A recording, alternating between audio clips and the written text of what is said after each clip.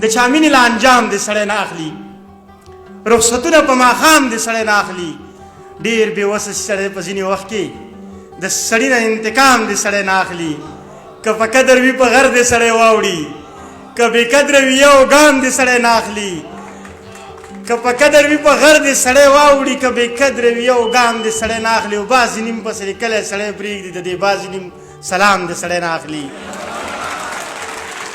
که په قدر وي په غر دې سړی واوړي که بې قدره وي یو ګام دې سړی نه اخلي او بعضې نیم پسې کلی سړی پرېږدي د دې بعضې نیم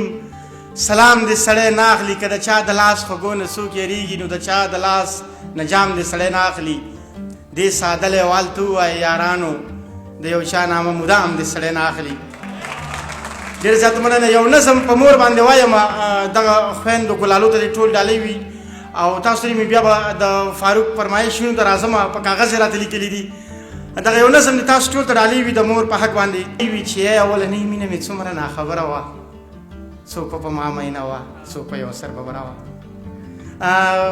فاروق فطرته تا ته دې هم ډالۍ وي دغه نظم دغه یو شعر مې تر مخکې ویل خو بیا زه راغلم بیا زه مور سره ناست وم په برچت باندې ما ورته ویل چې تا ته یاد شي تا به څه ویل غوږ مې ونیسه کیسې ته تا ته یاد شي تا به څه ویل غوږ مې ونیسه کیسې ته په سلام یمه مورجانې ستا د دنګې حوصلې ته تا زما په ماشومتوب کې څه خوندونه را پیدا کړل لږ صحت کې به دې ګوره ستوري څو ځایه جدا کړل دا چې ښکاري کل جهان کې دغه ستوري په اسمان کې دا چې موږ ته په خندا دی یو دغه دی یو دا دی دا دوه ستوري چې ښکاري یو بیبي دی یو بابا دی دا دوه ستوري چې ښکاري یو بیبي د یو بابا دی دا څلور چې په قطار دي دا څلور خواږه یاران دي دغه نور چې په قطار دي یو جنت ته نور ګلان دي دغه ګڼ ستوري چې ښکاري دا هماغه شهیدان دي په پردي جنګ کې مړه شوي پښتانه دي یتیمان دي دغه یو ستوری ولاړ دی د دنیا د تماشې ته غوږ مې ونیسه کیسې ته هغه شاته خلک درنه اوده شوي دي ټیچر صاحب زما چې څومره خیال دی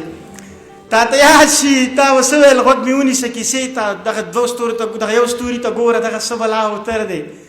دغه یو ستوري ته ګوره دغه څه بلا اوتر دی دغه بل ستوري ته ګوره دا د چا نه مرور دی دغه بل ته دې ورپام دی دا د چا سترګې په لار دی دغه بل ستوري ته ګوره دا د چا په انتظار دی دغه نور دوه چې ځلیږي د یو بل سره خندېږي دي ته څه بلا سکون دی یو لیلا دی یو مجنون دی